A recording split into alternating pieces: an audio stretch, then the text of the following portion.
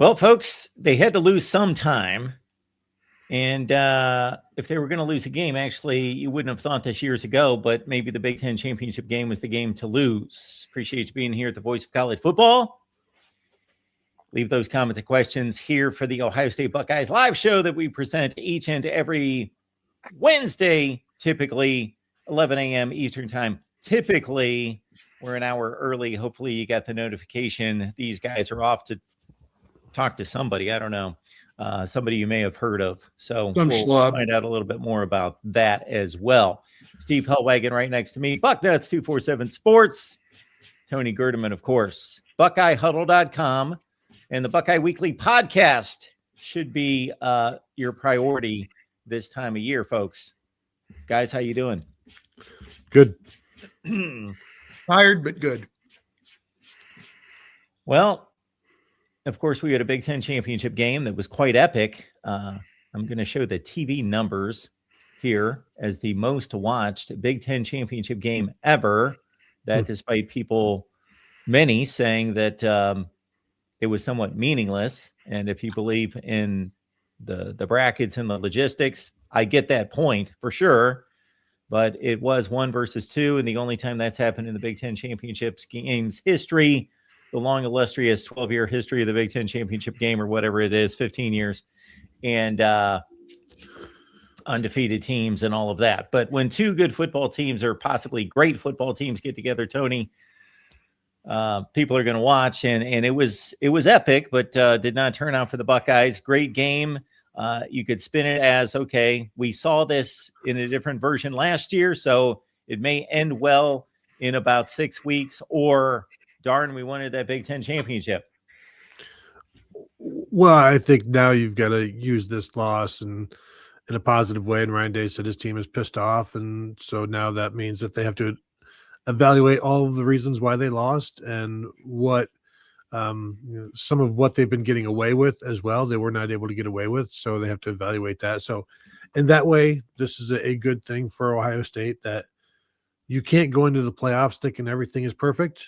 And so you have to come to the realization that it's not. And so you try to get as perfect as you can over these next couple of weeks. I do think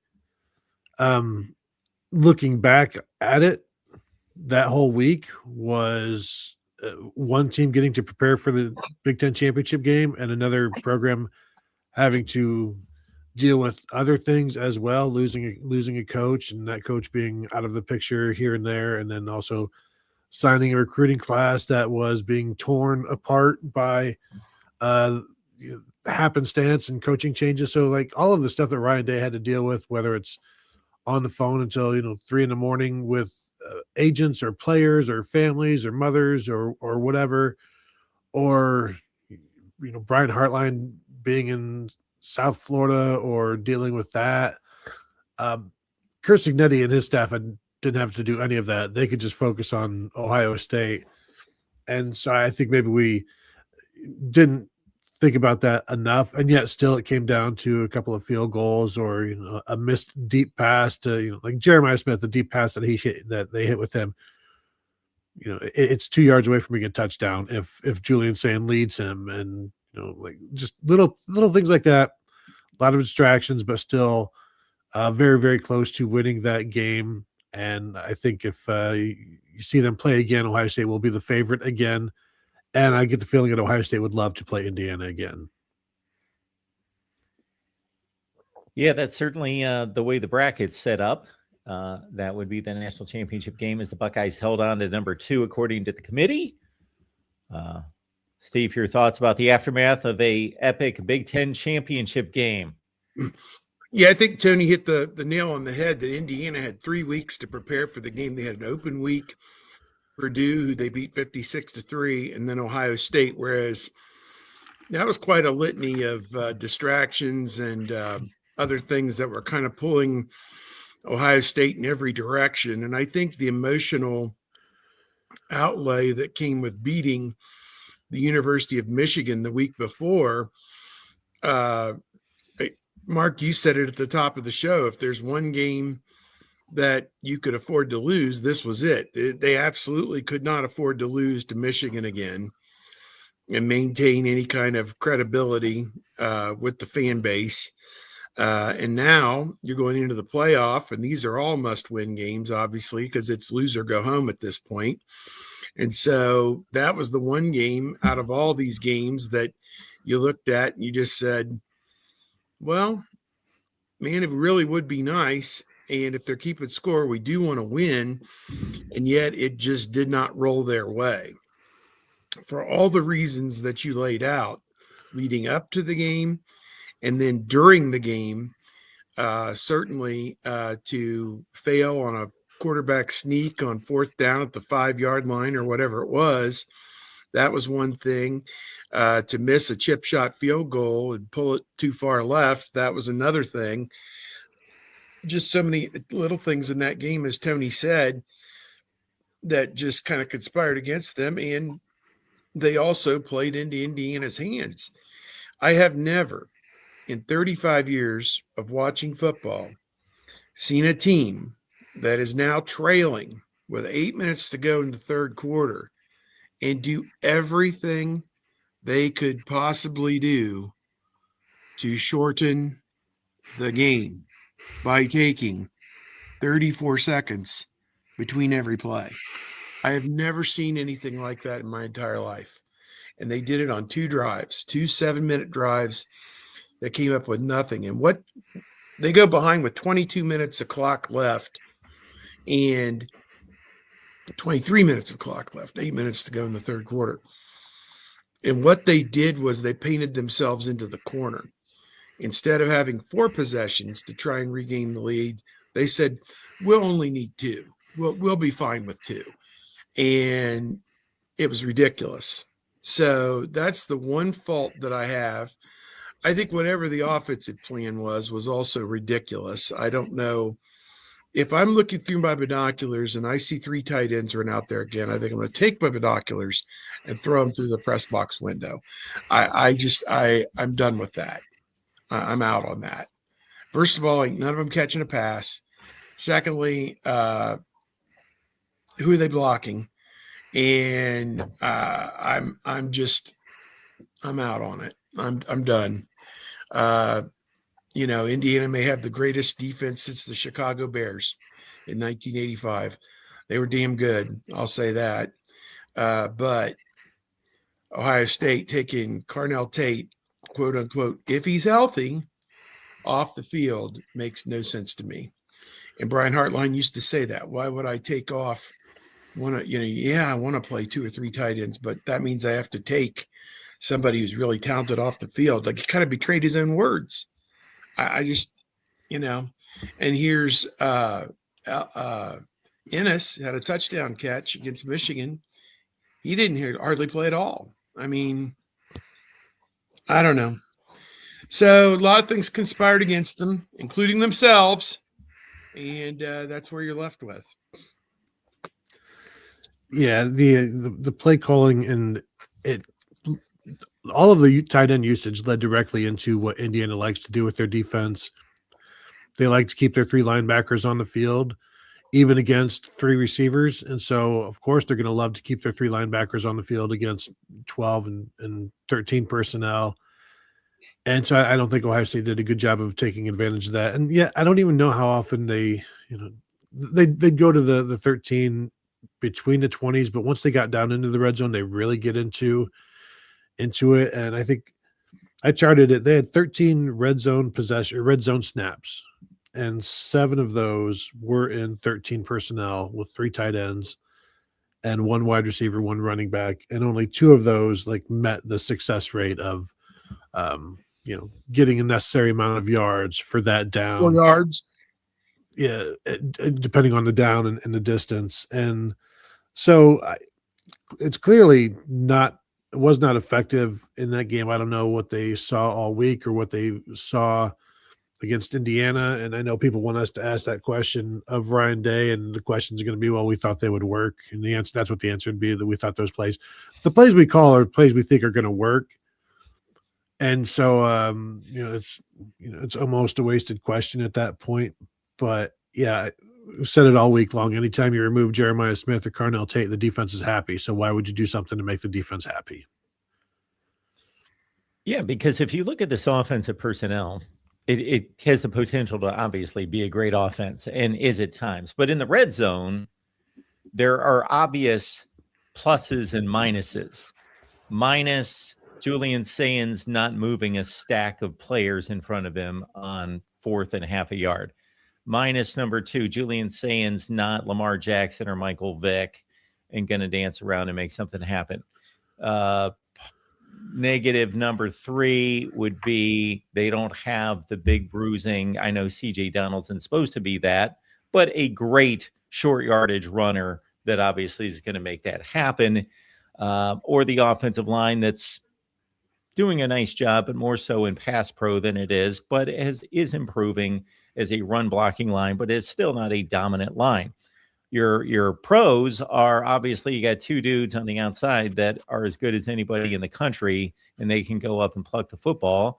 You've got one of the best pass catching tight ends that can box somebody out in the end zone and catch a football if needed.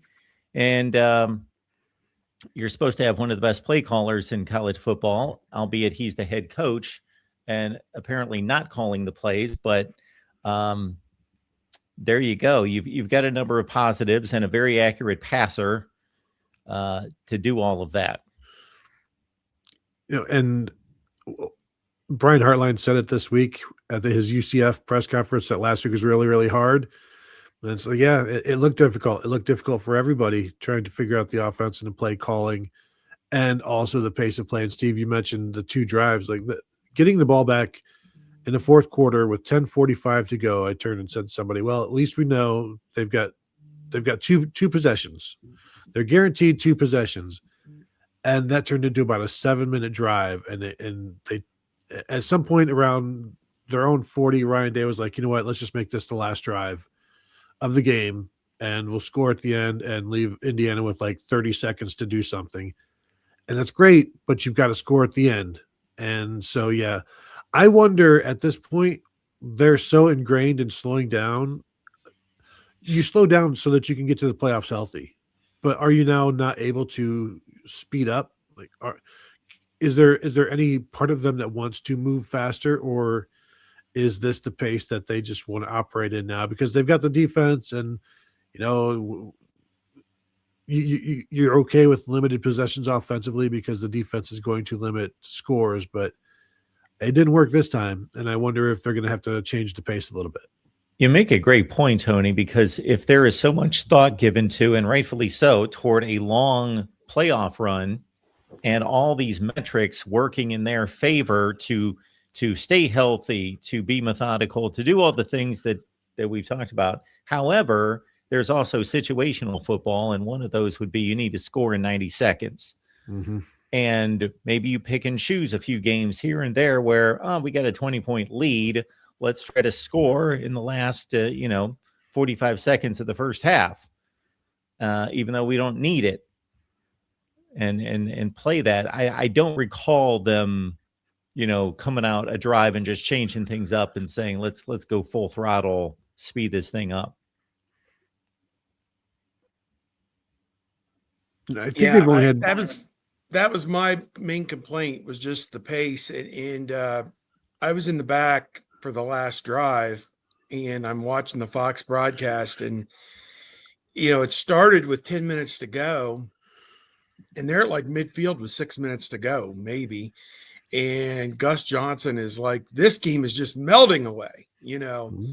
And you're right. It did have a feel that maybe Ohio State was going to be able to take it as far down as it wanted to and either tie the score or go ahead by 4 with a touchdown. And man, it just hit a brick wall. And then eventually you don't even put the kicker in a good position to kick a short field goal from the right hash is a difficult kick typically. And it was, I mean, he just completely, yanked it left, and that was the game. I mean, essentially. So couldn't get a stop after that on defense. Your defense finally let you down after, holding you in it for 57 minutes. They finally gave up a play, and that was that. So,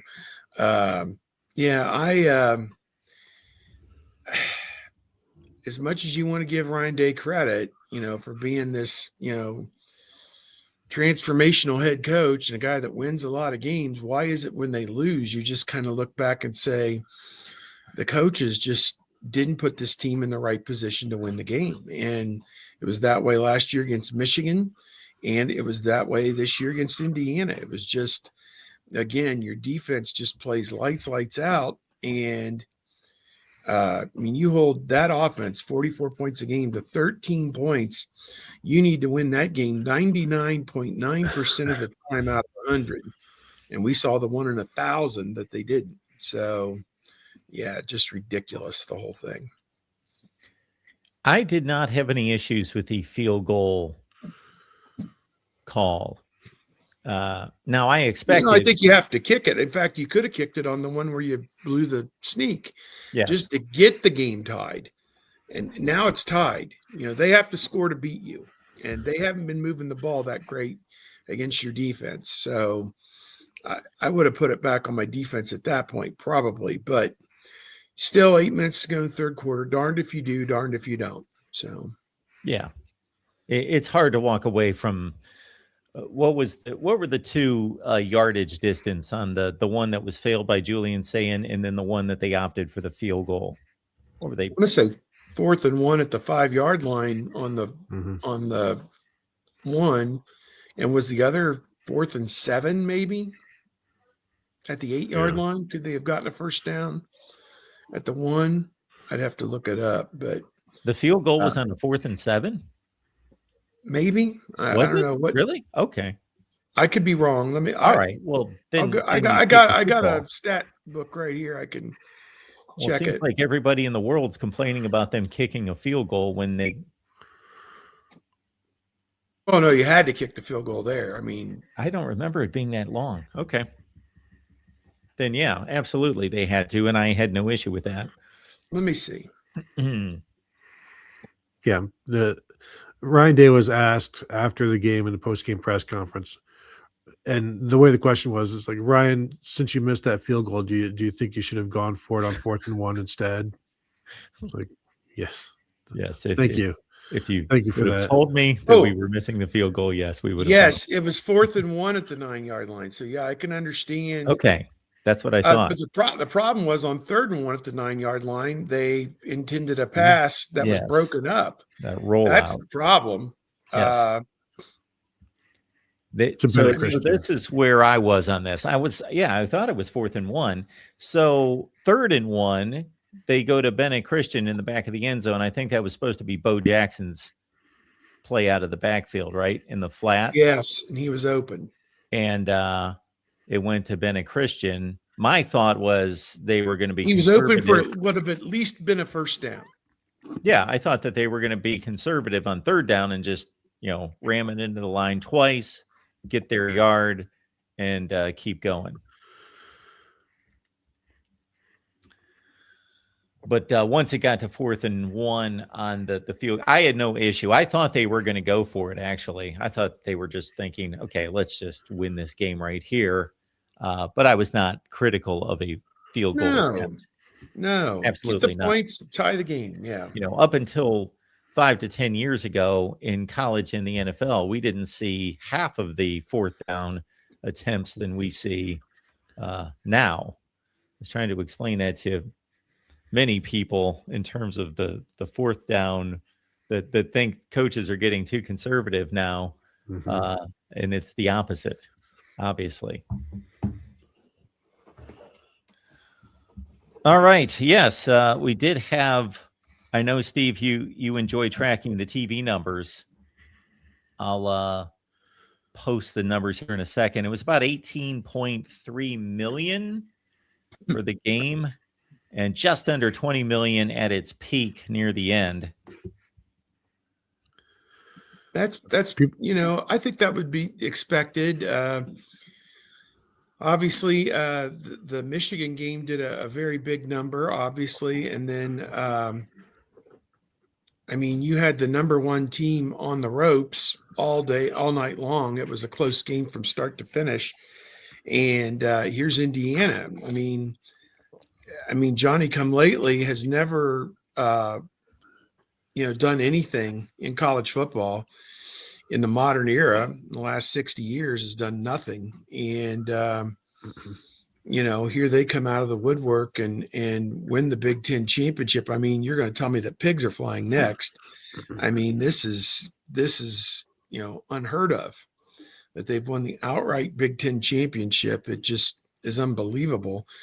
But such is life, I suppose. Anything is possible. Gives hope to everybody, I suppose. But get you a Kurt Signetti and you can do anything, I guess. But I don't know. It was a spectacle, certainly, and people tuned in to see it. And Ohio State, as it turned out, was in the 3 most viewed games of the year with Texas, Michigan, and Indiana. So that'll reaffirm to anybody, if it comes down to Ohio State, Notre Dame, and Miami for that last spot. Believe me, ESPN is going to cast its vote for Ohio State every day and twice on Sunday. So there you go. And they have like a 48% say in who makes the playoffs. So there you go. Yeah, ESPN's looking forward to getting Ohio State at Texas next year as well on their networks. Yeah, although I didn't want to cause a big scene and shoot down a guest last night, but I had a Miami guest trying to tell me that they're the biggest attraction in college football. And I was like, what? I about came out of my chair. It's like, I mean, what are you talking about? I'll say this. You know how like the lobster boy is the biggest attraction at the circus, or the bearded lady is the biggest attraction at the circus? Maybe it's like that, where Miami is like the bearded lady of college football, and it's like, yeah, okay, I'll pay a nickel to go see it, but I'm not going to get season tickets for the bearded lady. But I think Miami being back is good for college football, because it does give a lot of people somebody else to root against, which is one of the things we love to do in college football. But like the biggest, I mean, are they the biggest brand in the ACC? Maybe. And if you're maybe the biggest TV brand in numbers, the ACC, they have not been, but they're close. But that might be because Florida State in a 2-10 season still had the 3rd best ratings in the ACC. That and I also may tell think you more about the ACC, but yeah, I also think it's kind of silly for the committee to look at Ohio State's potential opponents, Miami and Texas A&M, and think it would be less advantageous for Ohio State to play Miami in Miami than for them to play Texas A&M in Dallas. Whereas, like, is there even such a thing as a home field advantage for Miami? I don't know. Like, and certainly if Ohio State has the week's head start to go ahead and buy tickets there, certainly you're not going to be intimidated by the environment or anything like that. So, but after rewatching the Texas A&M game last night, and not yet watching enough Miami, I'm picking Miami in that game. I don't know. I need to watch the Miami and see some mistakes there again, so that I can swing back to the home team, College Station. Well, I am leaning Miami at this point as well. I just don't know that this Texas A&M team is really that good. They're a good football team that beat up on a lot of horrible teams. Were given just a gift by the SEC scheduling department. Speaking of which, while we're in this national territory, we've got the selections themselves, and then we've got the seeding. Steve, did you have any issue with the selection? So it came down to, in my eyes, it came down to Bama, Miami, Notre Dame, Vanderbilt, Texas, BYU. I think all of those teams should have been considered, and I could make an argument for all of them. But obviously, it was more or less Bama, Notre Dame, Miami. Well, here's the thing. The last 3 weeks, they were lambasted from start to finish about how Notre Dame was ahead of Miami. So they heard it for weeks. Why is Notre Dame ahead of Miami? Then they come up with this cockamamie BS thing that they're the only people in the world who are looking at things through this lens. Well, we have BYU in between them. And when BYU was removed from in between them because they lost and we penalized them for losing a conference championship game, we now had them side by side. And we discovered as we looked closer that actually Miami, in a game that was actually played this season, early this season, defeated Notre Dame. And so we were duty bound at that point to move them. That their wording and their methodology, it's nonsensical. It doesn't make it. You don't compare 12 to 13 and then 13 to 14. Like Tony said, you're comparing 7 to 14 to find, who should be 7 and 8. I mean, that's ultimately what you're doing. You're not looking at it in 12 to 13, 13 to 14, 14 to 15. That's stupid. I don't get that. So they painted themselves into a corner publicly by declaring for weeks that Notre Dame is better than Miami. I mean, their resumes were very, very close. I mean, just, their 12-game bodies of work for both those teams was very good. Notre Dame, could have, should have been in the playoff. So now they catch all this flack for basically leading Notre Dame on for weeks and making them believe that they were a playoff team, and then, pulling the rug out from underneath of them at the 11th hour, the team that should not have been in. We just said BYU was penalized for losing a conference game. Alabama wasn't. And really, Ohio State wasn't all that much. I expected Georgia in my column that I wrote at 9:30 a.m. very hurriedly on about 4 hours of sleep. I said that Ohio State should be number 3 because I think Georgia deserved the credit for winning the SEC championship. They have the same record, 12-1. And, I don't care who they lost to. It's who you beat. And to me, more importantly, and I think that Georgia deserved the credit, for winning a league championship and should have moved up to 2, and Ohio State could have been 3. But, if Ohio State's 2 and Georgia's 3, and that's how they viewed it, whatever. But the real rub, and they caught so much hell for, leaving Notre Dame out. The real rub was not penalizing Alabama one bit for losing by 3 touchdowns to Georgia in a game that wasn't even that close, really, if you watched it. I mean, it was just Georgia dominance from start to finish, essentially. And so, to me, I think that Alabama should have been left out and Notre Dame should have gotten in. And, I think the axiom that the conference championship game isn't going to hurt you, ... if you're already well inside the field. Okay, if Texas Tech at number 4 or 5 had lost to BYU, they don't drop below 6 or 7. They certainly don't drop out of the field with a second loss into those circumstances. But when you lose a third time, and as we, dial down and look at it, the way that we should, one of those losses was to Florida State. Well, neither Miami or Notre Dame had a loss that bad on their record. So to me, that was what the rub was to me. On my column, I left Alabama out. I was like, nope, I'm sorry. It sucks that you won the tiebreaker. It sucks that you had to go play, and Ole Miss and Texas A&M didn't, and Oklahoma didn't.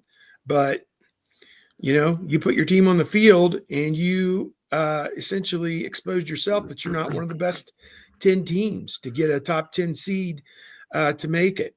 I think obviously we wouldn't be in this situation in some respects if the ACC had a proper tiebreaker. If again, I want to say, I saw one of the columnists say there shouldn't be a group of 5 team in there unless they're in the top 15 or the top 20. Well, conspiracy theorists will then say James Madison at 12-1 will not be in the top 20. They will be number 21. Sorry, you didn't make it.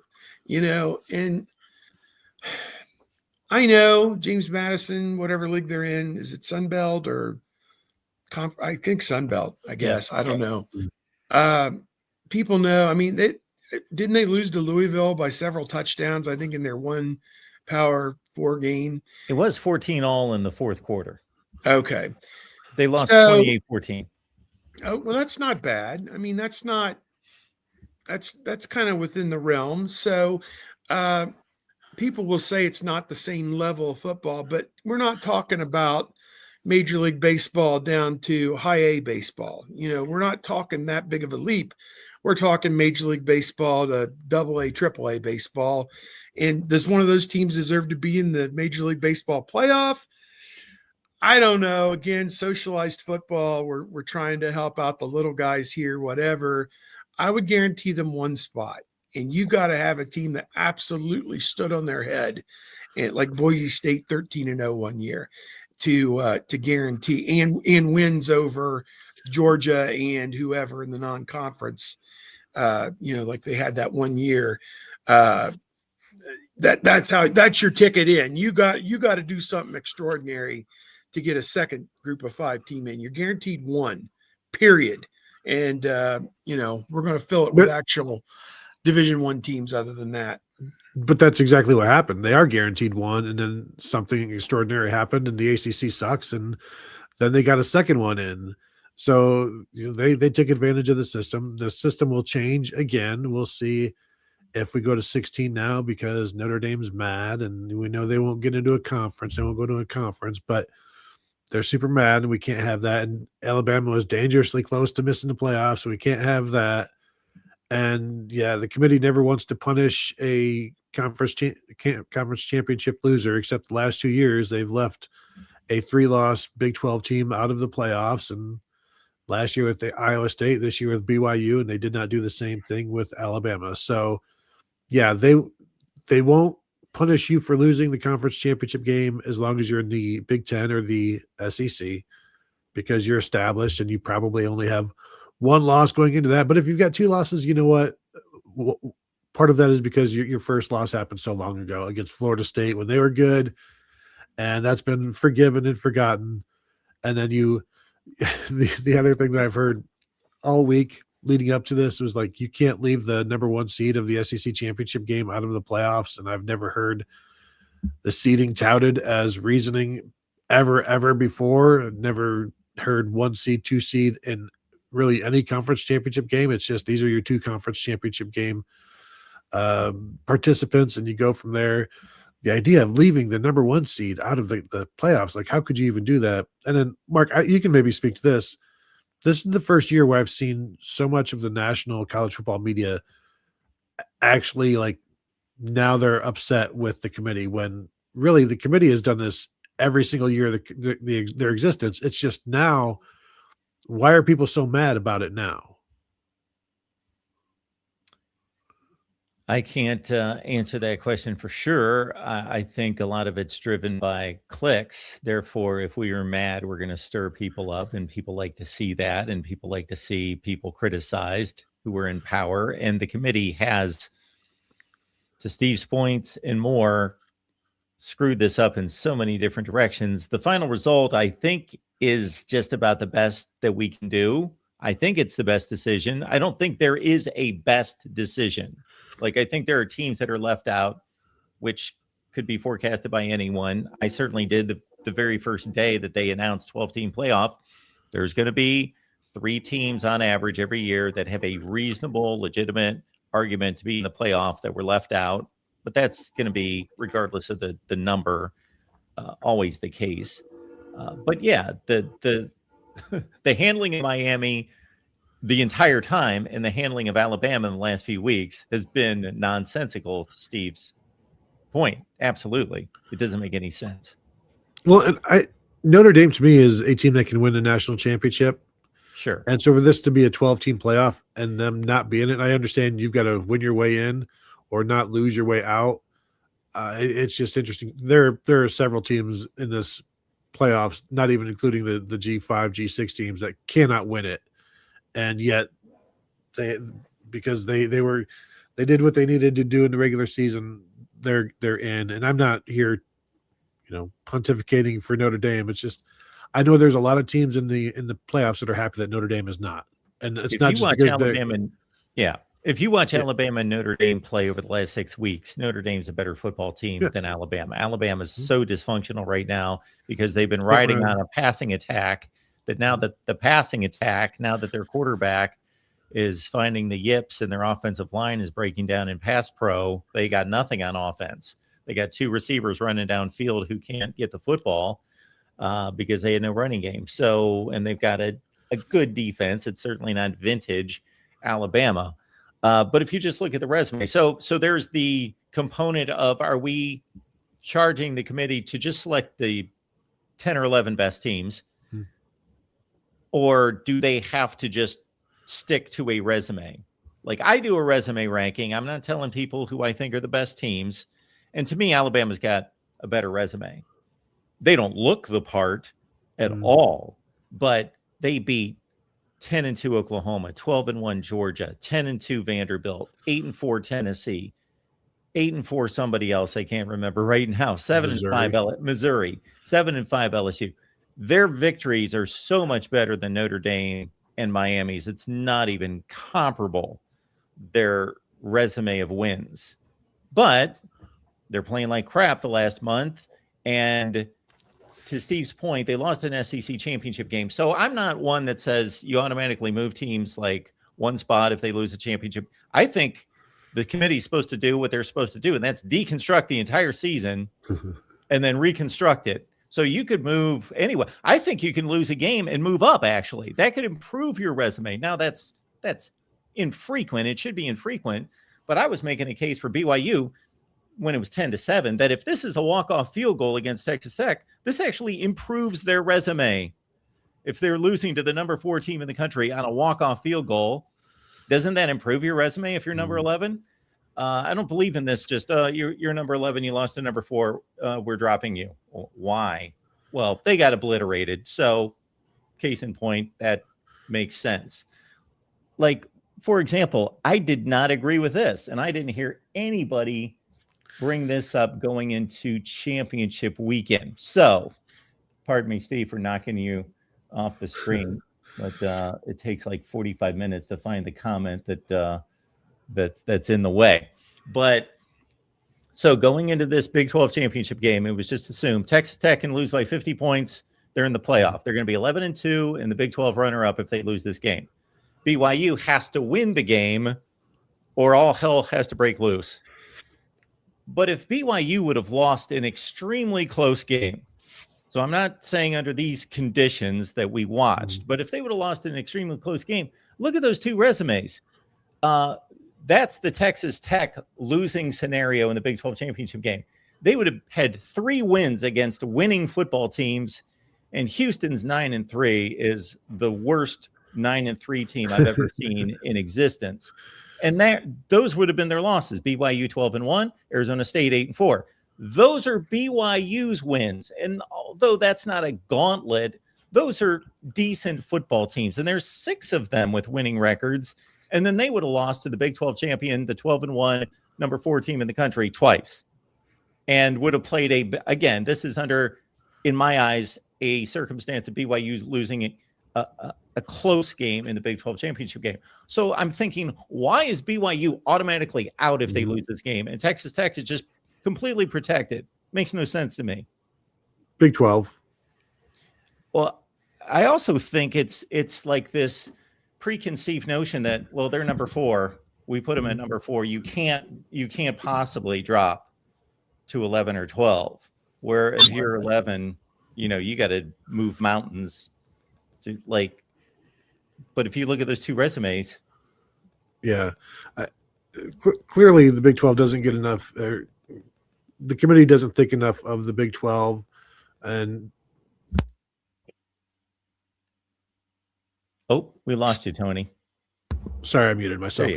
With BYU moving down in the rankings, you can just see the committee ready to be like, well, with this loss, we can just push them off to the side and Thanks bring for the other playing. teams. Yes, thank you. Here's your parting gifts for you, and here's your watch. merchandise gift card for you after the fact. But that wasn't going to be done to Texas Tech. No, apparently. because Why? They're part of the establishment, Mark. They've been in the club for many years. their loss came with a backup quarterback, which I think the committee takes that into account. Okay.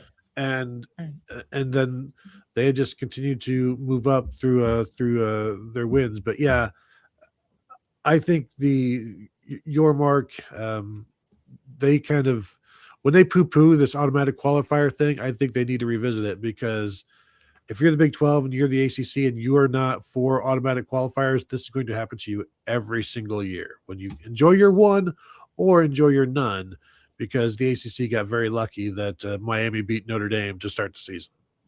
And something has to be done about these championship games, just in regards to Steve's point. I'm not in favor of just turning a blind eye to a championship game loss. Like, oh, well, you had to play extra and therefore we can't evaluate it because that's not fair. No, you're playing, but it isn't fair that Alabama and other teams had to play a championship game and be exposed and compared to other teams that were sitting. But I still can't ignore the result and the performance. It has to be evaluated. If you're going to credit the win, then you have to give credit to the loss and evaluate the loss as well. And for me, Alabama needed to move, because it's reasonable losing to the number 3 in the team in the country. If you're number 9, it's reasonable losing, a hard-fought 31-20 game by 2 scores that was relatively close. But you just can't look completely uncompetitive and just without a pulse the entire game. So I struggle with Alabama. I don't think that they're playing like they should belong over those other teams, but their early resume is very strong. They had those 4 ranked wins in a row against teams, I even throw out the rankings. I don't care about the rankings, because I think the rankings are inconsequential. I look at teams' records and figure out if they're valid, so forth. So they had way more impressive wins than Notre Dame and Miami. But yeah, they look like garbage right now. Well, and I'm going to throw it out there again. Go ahead and get rid of conference championship games. I won't mind, and have play-in games instead. More important, and more impact, I guess, with the actual rankings and the nominees and the teams. And I only have one other final point about these conference championship games, or about any of this. And Ryan Doss has a super chat that's kind of connected. Would be, everybody's pissed off at the ACC, and rightfully so. But I don't think a lot of people understand how we got to where we're at. So conference championship games originally had no connection to any kind of playoff. It is a conference championship. So back in the good old days, before conference championship games, you could go 0-4 outside the conference. And if you go 8-0 in the Big Ten, you're the best team in the Big Ten, or 7-1 in the Big Ten. If nobody else is 7-1, doesn't matter what your non-conference record is. And you're the conference champion, because the conference only cares about who played the best in the conference. So then we get to a championship game, same thing. Who played the best in the conference? Whatever the best results, those 2 teams go. We don't care what you did outside the conference. Well, suddenly it's connected to a playoff. Well, it does matter what you did outside the conference in terms of the playoff, but it doesn't matter when it comes to who's playing in the conference championship game. So the rules have not been changed. They should have been adjusted. I heard somebody come up with an idea, our guy Matt Zemek, that says, you could have your championship game that recognizes these 2 teams played the best, regardless of our crazy tiebreakers that don't make any sense. But these are the 2 teams, and they won the conference championship. But we still have the authority within our conference to select who is our conference representative, because this was the best team over the course of the entire season, including non-conference games. God, you're going outside my realm of thinking right now. I don't know. That's so radical that, but it's so arbitrary. Old Miss and Texas A&M should have been in the conference championship game just as easily as anybody else should have been. So it's like, yeah, it is the time. And last year, so Oregon played Penn State, and Indiana was right there tied as well and didn't get to go. So, with 1 loss, they got aced out last year, but they were every bit as deserving. The whole thing, trying to take an 18-team conference where there could be a 5-way tie for first or second and play a 1 versus 2 game, the whole premise is stupid when you come right down to it. Absolutely. Yeah, the But tiebreakers mean nothing because you got too many teams that don't play each other. Absolutely. And for as much as a lot of us didn't like divisions and it didn't work really well in the Big Ten, at least it worked out a tiebreaker system that made sense yeah, because there was almost always just a 2-team tiebreaker. And then obviously those 2 teams played. Hey. It was rare to have a 3-team. I'd give my And left even arm. that made more sense because they all played each other. If we went back to East-West, I would give my left arm for that. These trips for the West Coast teams to the East Coast and the vice versa make no sense. And this thing can be neatly divided down the middle, and some of them central teams can be put in with the ones out west. It's not that far of a commute. I mean, just as far as it is for them to get to Rutgers, it's just as far as them to get to LA. So this is how I do it, Steve, because I think you run into an issue if you only divide 2 divisions because they're too big. They're 9 teams. So if you play everybody in your division, you're only playing one team in the other division. You can't go a decade without seeing, teams in the same conference. Yeah, I think you divide it into 3 divisions. And maybe you bring on what the original thought wasn't Stanford and Cal, bring them from the West Coast or do something. And you got like 21 teams in the Big Ten. You got 3 7-team divisions, or I don't know. Well, there's this team in South Bend that's looking for a new home. They should be very bad. They should be. Good Lord. Maybe we could throw the super chat up now and get into the whole Notre Dame thing. There we go. Ryan, thank you so much for the super chat here. How do you guys feel about teams refusing bowl games? Go ahead, Steve. Their decision. I mean, they were disgusted by the way it all turned out. And so now, they feel that the ACC and the ESPN were the ones who conspired against them. And so they said, I'm not going to do anything to enrich either of those entities anymore this calendar year. So we are outie.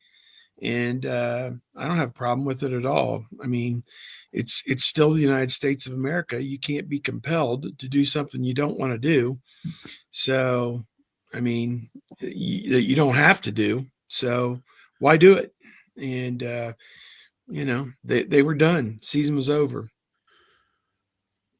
Yeah, I think it's cutting off your nose to spite your face, where you could get something out of it. Now, I know I from what I've been told and heard, it was basically a player's decision. Like, yeah, we don't want to go do it, and we know that don't want to go play without the guys that are going to be leaving for the NFL. There's going to be guys hitting the portal, and so it's like this won't even be the same team that goes into that game. So let's just turn the page, and yet that's 15 practices that CJ Carr doesn't get now.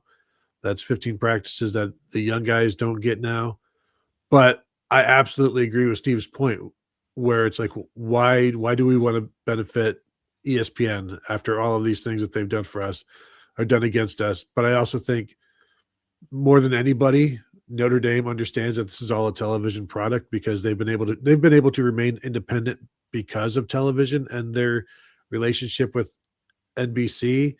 So for them to get, for Bavacqua to get so upset about the ranking show, it's like Notre Dame is a TV show just as much as the ranking show. So respect the medium that has allowed you guys to stay independent when so many others have decided to stick with a conference or go to a conference. But I think there's an issue here where it's like you're letting the players decide that you don't want to go to a bowl game.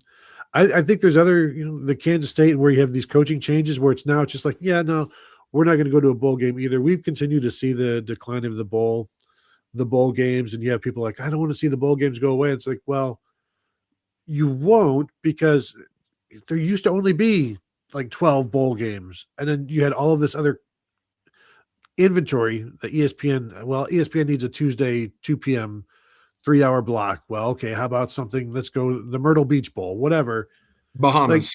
That's all just inventory, and it's not actual like the bowls that we, that that we grew up with that were important. This is, when you wheel a second TV in on New Year's Day as a youngster for all of these games, and they were all these big games on New Year's Day.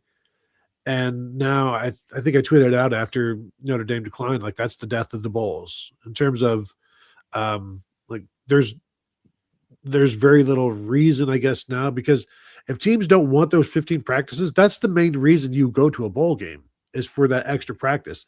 And if that is no longer of value because it's distracting you from the portal, it's distracting you from recruiting, it's limiting what you can do in the off season. Like you've got the portal opens on the second, teams want to be evaluating and all of this stuff. So if the bowls are just getting in the way, you're going to see more and more teams say, yeah, we've got bigger priorities. We got to figure out we've got to find 12 guys in the portal that we can get locked up before the portal opens. And we don't have time to be preparing for Utah and then also back channel negotiating with agents. We can do one or the other, and this season is over. We were 9-3. Sorry, not good enough. We need to be 11-1 next year. So we're going to move on to next year. And it seems like practices aren't as valuable as they used to be. Apparently not. I hate to see it, but that's where we've arrived. Can I also mention this? So I was talking to somebody about this. My sister-in-law, I think, actually, she's like, don't they get gifts or swag? And it's like, you got to remember, like these guys are making between like $50,000 a year to $2.8 million a year. Like a watch and a PS5 aren't going to keep them. Oh yeah, I want to go to the bowl game so I can get my PS5 and my Beats headphones. Meanwhile, they've got 7 pairs of Beats unboxed. They're still boxed in their closet. They've got all of the swag they need. That's never going to be a reason. Oh, you get a $500 Best Buy gift card. Yeah, let's go bowling. No, that's not enough anymore. And bowls can't afford to make it more than that because they play in full stadiums, third seat, 15,000, 20,000 people. Yeah. Why is the NIL not connected to the bowl season? It's part of the season. Your obligation is you sign this NIL contract. You got to play for the entire season. Well, if the team doesn't play, then one player backing out is not. If everybody backs out, it's like if everybody's speeding, then nobody's speeding. And your season ends when you're done playing, and that Notre Dame's season is over and they're done playing. It's not a 13-game contract; it's a season contract. Yeah, that would be my remedy if that can be negotiated. I would think that you're obligated for the season when your team's season's not done until they've participated in all the games. Yeah, but by this point, you've already given them 80% of their pay. So, they sit out. Maybe they don't get that last 20%. What do they care? Sure. It's like, well, I don't know. They might care. Some may not. Yeah, some may. But I also think if you're tying, not every program is going to tie NIL to a bowl game, so that becomes a recruiting advantage for them. So then everybody has to do what is most advantageous for the players, and agents won't sign with programs that are saying tying this to a bowl game and all of that stuff. I don't know the ins and outs of Rutgers football, for example. So we're getting to a point. So to your point, Tony, so we started with Notre Dame. We know that their deal is completely different. They're just throwing a hissy fit. Okay, that's Notre Dame. Then there are the teams like Iowa State where they've lost a head coach. They're scrambling. They just get a new guy in. So that's at least to me understandable. Then you've just got teams that are just bypassing. I don't know how many 5 and 7 teams they had to go through to get a Birmingham Bowl participant, but that included Rutgers. So I'm just going to pick on Rutgers. Okay. Who watches Rutgers football? Well, they get watched when they play Ohio State on the big noon game and they lose 45-7. But other than that, they're strapped to the Big Ten network playing Purdue and Illinois and Maryland all the time. If I'm a head coach, I'm telling my team, do you realize that more people are going to watch Rutgers football, whether that's, 2 million people in the you know, Pop-Tart Bowl or the Birmingham Bowl or whatever it turns out to be, than watch you on a typical Saturday.